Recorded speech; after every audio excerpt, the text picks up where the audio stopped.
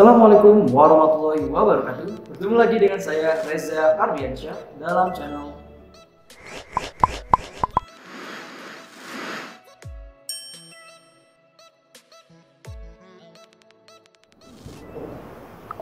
Oke teman-teman semuanya, pada video kali ini kita bakalan bahas mengenai apa aja sih tips and trick yang harus kita lakukan sebelum mengikuti ujian sertifikasi juru ukur. Kalau di video saya sebelumnya kita kan bahas mengenai juru gambar ya, sertifikasi juru gambar kelas 2. Nah sekarang kita bahas mengenai sertifikasi juru ukur atau teknisi survei pemetaan kelas 2, sama kelas 2 juga. Nah yang pernah saya lalui itu sertifikasinya secara online. Jadi nanti kita akan bahas secara online apa aja sih tips and triknya yang perlu kita lakukan. Nah, yang pertama nih kita bahas langkah-langkahnya susunan ya cara yang bakal kita lalui, yaitu yang pertama apa? Sama seperti juru gambar, yaitu registrasi dulu, itu yang pertama. Kemudian yang kedua sama, kita akan menyelesaikan soal ya, itu hari pertama. Kemudian di hari keduanya yaitu kita melakukan wawancara, itu sama juga, itu kalau secara online. Kalau secara offline ada kemungkinan kita juga bakalan bagaimana sih cara cepat untuk stand tripod, kemudian pakai infonya biar lurus sama patok gitu kan. Kalau offline ada kemungkinan seperti itu. Jadi kita latihan juga pakai alatnya kayak gimana, kemudian di waktu untuk stand tripodnya itu kalau cara offline ya. Nah kita bakalan bahas secara online-nya yang pernah saya lalui ini. Nah, kita masuk ke bagian tips penyelesaian soal.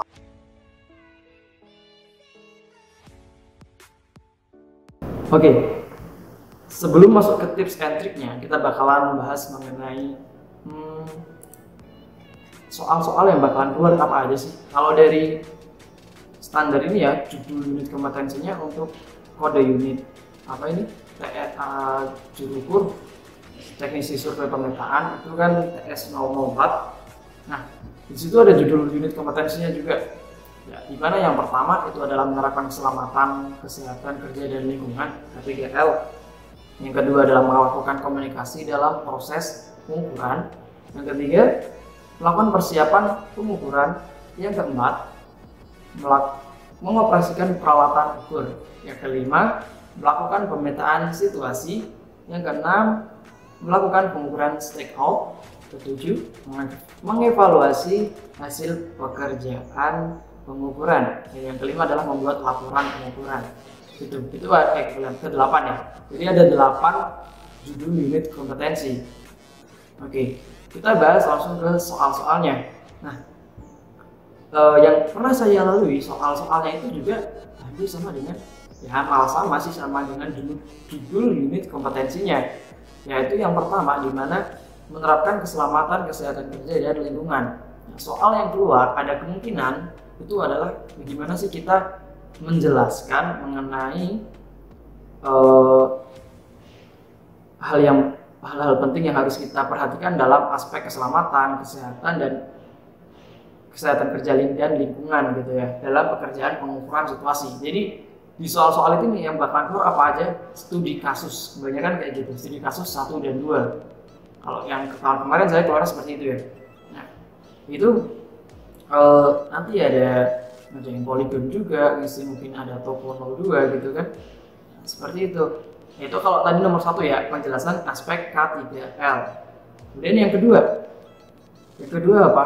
Seperti tadi judul unit kompetensi yang kedua adalah melakukan komunikasi dalam proses pengukuran. Nah, di sini kan kita melakukan komunikasi, sudah pasti ada kemungkinan soal sebelum kita melakukan komunikasi. Apa yang perlu kita ketahui adalah dasarnya dulu, yaitu siapa aja sih yang terlibat dalam proses pekerjaan pengukuran dan mungkin ya job description-nya serta tugas-tugasnya. Jadi kan dalam sebuah komunikasi proses pengukuran kita udah tahu dulu, oh ini job description-nya apa, tugasnya apa. Nah itu ada kemungkinan untuk dalam soalnya itu keluar seperti itu. Jadi yang keluar adalah job description dari siapa saja yang terlibat dalam proses pekerjaan pengukuran. Itu dia. Kemudian yang ketiga Yang ketiga yaitu adalah melakukan persiapan pengukuran. Jadi ada kemungkinan soal yang bakalan keluar adalah mempersiapkan untuk pelaksanaan pekerjaan pengukuran situasi. Itu. Jadi kita akan belajar mengenai persiapan pekerjaan pengukuran situasi ya, seperti itu. Nah, kemudian lanjut ke soal nomor 4. Yang ke nomor 4 itu adalah sini mengoperasikan peralatan ukur. Nah, berarti ada kemungkinan soal yang bakalan keluar itu adalah gimana cara kita menggunakan atau peralatan pada pengukuran situasi. Misalkan ada mungkin water pass atau mungkin theodolit atau mungkin total station, dan bisa jadi juga GPS. Namun kalau GPS ada kemungkinan sih banyak nggak keluarnya ya. Yang sering muncul kalau soal-soal gini biasanya sih water pass, theodolit, sama total station. Ini ke total station ada kemungkinan lebih sering ke water pass sama theodolit. Itu gimana kita menjelaskan secara singkat cara mengatur alat tersebut, misalkan water pass gitu ya. Nah, itu yang keempat, dimana mengoperasikan peralatan ukur.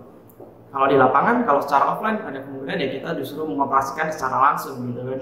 Kemudian yang kelima, melakukan pemetaan situasi.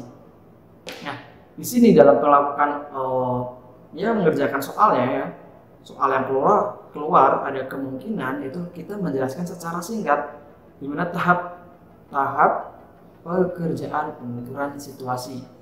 Nah, karena apa? Di situ kan kita perlu juga melakukan pemetaan situasi. Mungkin aja kita yang keluar soalnya dalam metode tachymetry, ada mungkin menggunakan koordinat planimetris XY yang bukan digunakan untuk metode polar dengan argumen azimut dan jarak, atau mungkin ya seperti itulah. Tapi ada kemungkinan yang sering keluar kemungkinan tachymetry ya. Mungkin yang sering digunakan itu kali ya. Nah, kemudian karena di sini adalah yang melakukan pemetaan situasi, studi kasus ya. Dalam studi kasus kita keluar, kalau dari saya kemarin itu pekerjaan rumah. Jadi yang keluar ada poligon tertutup. Ya nanti kita juga bakalan menghitung di poligon tertutup itu. Gitu ya. Ada kemungkinan studi kasusnya bisa jadi malah topo 01 atau topo 02. Kalau lebih seringnya sih topo 02 ya. Topo 02 atau poligon. Bisa jadi poligon tertutup, bisa jadi juga poligon terbuka. Tergantung studi kasus yang bakalan keluar. Itu tadi yang kelima ya.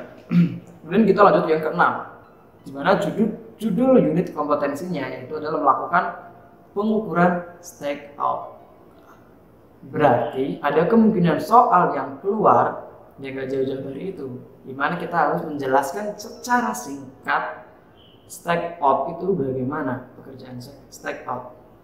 Mungkin dari patok titik B diukur dari patok titik A, itu gimana sih caranya, mungkin kayak gitu ya. Studi kasus juga sih sama, lebih keluarnya ke studi kasus ya kalau di juru ukur ini.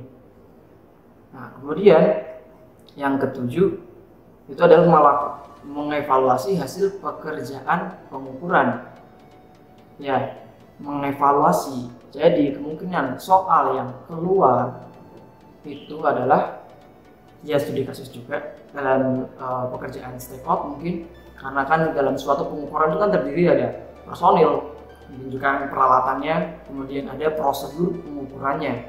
Nah, mungkin kalau terjadi suatu permasalahan dalam pengukuran, namanya di sini adalah judul kompetensinya adalah evaluasi.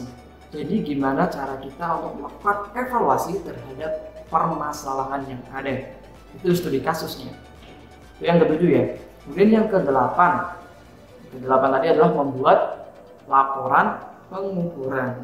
Nah, kalau ini secara online, kalau menurut saya sih nggak mungkin kalau kita melakukan laporan pengukuran langsung banyak gitu ya. Apalagi berhalaman-halaman kan banyak tuh. Ya, paling-paling sih kalau yang keluar ada kemungkinan adalah menjelaskan komponen apa saja sih yang perlu diperhatikan dalam pembuatan laporan pengukuran. Paling seperti itu. Kalau menurut saya, pengalaman saya juga hampir seperti itu ya. Dimana yang keluar untuk laporan pembuatan pengukuran situasi. Itu kalau beberapa contoh soalnya ya, yang berdasarkan judul unit kompetensinya. Kebanyakan ya studi kasus 1 dan 2, poligon dan juga stakeout. Sekarang kita masuk ke tips and trick penyelesaian soal. Apa aja sih tips and tricknya?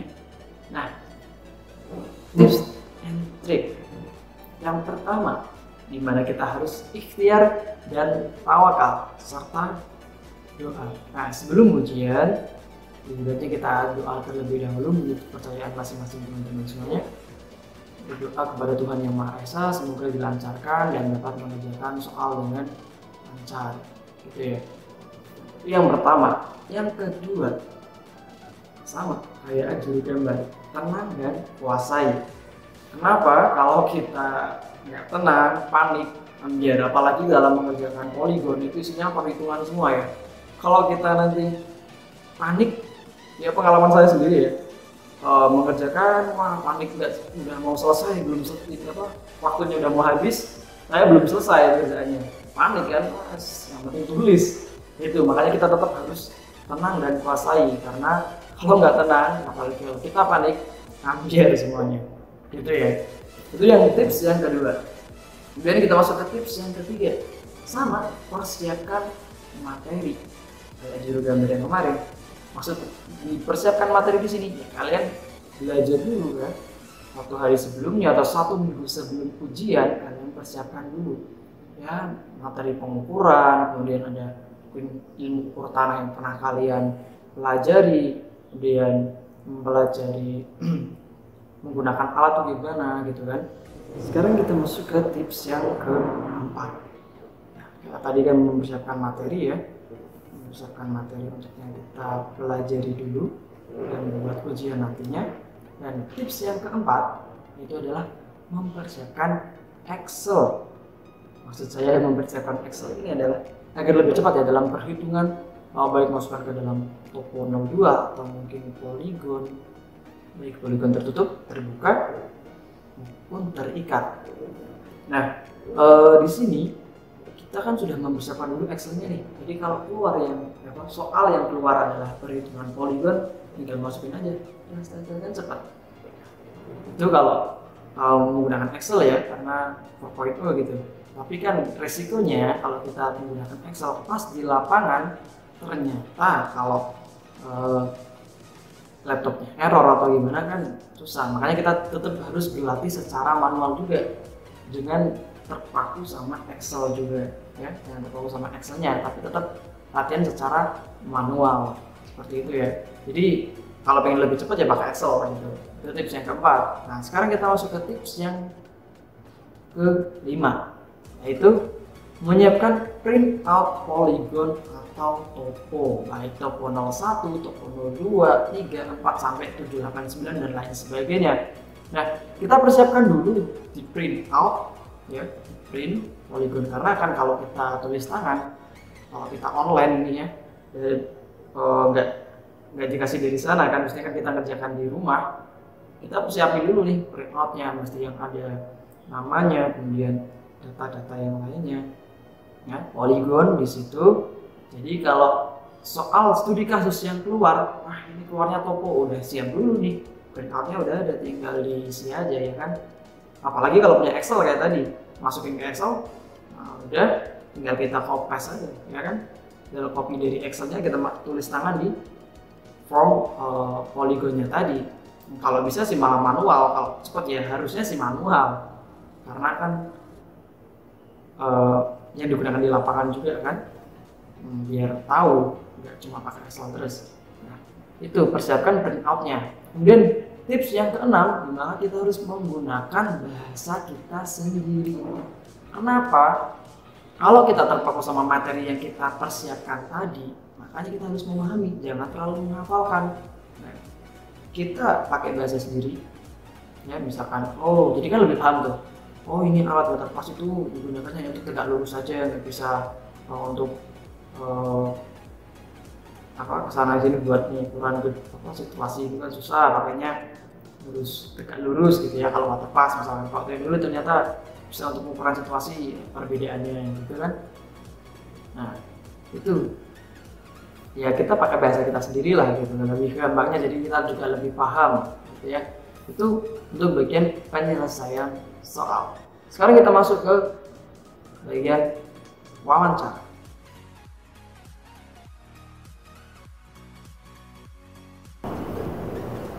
Nah, untuk bagian wawancara ini di hari berikutnya ya, wawancara setelah penyelesaian soal yang sering keluar, yang sering ditanyakan oleh asesornya, oleh yang mewawancarai kita, ya nggak terlalu jauh dari soal-soal yang sudah kita kerjakan. Ya baik kayak penggunaan alat, misalkan alat waterpass gunanya untuk apa, kemudian geodelit buat apa, kemudian total station juga buat apa gitu kan. Itulah lebih sering pertanyaan itu pastinya, karena kita akan menggunakan alat untuk pengukuran situasi ya. Kalau waterpass untuk tegak lurus gitu kan, kalau geodelit bisa untuk pengukuran situasi gedung ini tembak sana tembak sini gitu kan, keluar XY-nya tinggal masukin poligon. Kalau total station langsung keluar XYZ-nya, lebih gampang lagi, nanti pakainya prisma itu ya. Itu kalau penggunaan alatnya mungkin aja keluar perbedaan alat. Nah tadi yang saya sebutkan tadi, perbedaan alatnya misalkan dari waterpass sama geodelit, perbedaannya apa sih, yang itu perbedaan dari dua alat itu yang sering ditanyakan juga oleh yang mau wawancara kita. Nah kemudian yang ketiga ya tidak terlalu jauh, cara stack out. Gimana cara kita stack out, ini bisa jadi ditanyakan juga. Stack out itu gimana sih dari soal yang kemarin kamu kerjakan, coba jelasin ulang ya gitu, paling keluar apa gitu kan. Tahu nggak metode tachymetry itu gimana gitu, itu wawancara yang keluar. Ada kemungkinan seperti itu ya. Nah sekarang bicara mengenai tips and triknya apa sih. Yang pertama tipsnya sama, jangan lupa untuk doa terlebih dahulu, ikhtiar dan tawakal. Yang pertama, sebelum mulai wawancara, doa dulu. Jangan. Yang kedua, tenang dan kuasai, sama. Jangan deg-degan, jangan panik. Panik nanti malahan nggak bisa jawab, grogi, pusing nanti. Ditanyain apa, jawabnya yang lain, gitu kan. Makanya harus tenang dulu, pahami dulu soal yang sudah kalian kerjakan, jawabannya apa aja, gitu kan. Pahami. Nggak tahu, tinggal nanti diaplikasikan saat wawancara. Kakaknya tanya apa, oh langsung jawab ini. Oh ini paham pak, ini pak. Nah, itu yang ketiga, dimana kita harus pakai bahasa sendiri. Sama, kalau kita pakai bahasa bahasa terlalu baku gitu ya, dari materi yang kita persiapkan, resikonya apa? Pasti pikirannya bapaknya, kamu itu ya, kamu baca ya, kamu itu ada tulisannya, ada kertasnya di situ ya, kelihatan ya kan. Ya makanya dipahami, jangan dihafalkan. Padahal ternyata kalian menghafalkan tapi kan pakai bahasa baku ya sama aja gitu. Pikirannya pasti baca, makanya pakai bahasa sendiri. Itu dipahami, ditulis pakai bahasa sendiri saat wawancara. Jadi paham nih yang wawancara itu kan. Nah udah pasti lulus dong. Wah dia udah bisa sendiri kok, udah tahu bahasa apa, pakai bahasa dia sendiri, berarti dia udah paham. Itu tipsnya. Apa tadi? Menggunakan bahasa sendiri. Mungkin itu aja sih kalau yang dapat saya sampaikan ya. Tadi menyelesaikan soal, kemudian ada wawancara, tips and triknya hampir sama kayak juru gambar. Nah kalau juru ukur secara online gitu. Kalau secara offline ada kemungkinan ya kita langsung pakai alatnya ya. Mungkin bisa jadi malah tesnya sampai seminggu sih ya, kita pakai alatnya, kemudian kita buat laporan juga ya, seperti itu. Mungkin kalau pengalaman saya kemarin untuk yang ukur tanah yang kedua itu cepet-cepetan stand tripod gitu sama nivonya ya. Jadi jangan sampai lebih daripada 2 menit 3 menit atau 2 menit gitu. Kalau bisa jangan lebih dari itu, karena kan stand tripod itu kan harusnya cepat. Kalau saya kemarin itu berapa ya, 1 menit enggak nyampe 1 menit malah saya kemarin. Alhamdulillah sih gitu. Ya bejo-bejonan kali gitu. Yang penting lah kita fokus aja sama itunya. Itu kalau cara offline ya. cara menggunakan alatnya gimana, menggunakan waterpass, tanyain buat apa gitu. Oke, mungkin itu aja yang dapat saya sampaikan. Kurang lebihnya mohon maaf. Kalau ada pertanyaan silahkan bisa tanya di kolom komentar. Semoga bermanfaat video saya kali ini. Jangan lupa untuk like, comment, share, dan juga subscribe. Dan komen aja kalau apa aja sih yang mau kita bahas lagi. Silahkan komentar aja, nggak apa-apa. Misalkan mau kakak coba bahas bangunan ini, salahnya gini apa gitu. Silahkan aja, nggak apa-apa, nanti kita bakal diskusi bareng di YouTube saya. Silahkan aja komentar di bawah. Terima kasih, saya Reza Ardiansyah di sini. Assalamualaikum warahmatullahi wabarakatuh. See you.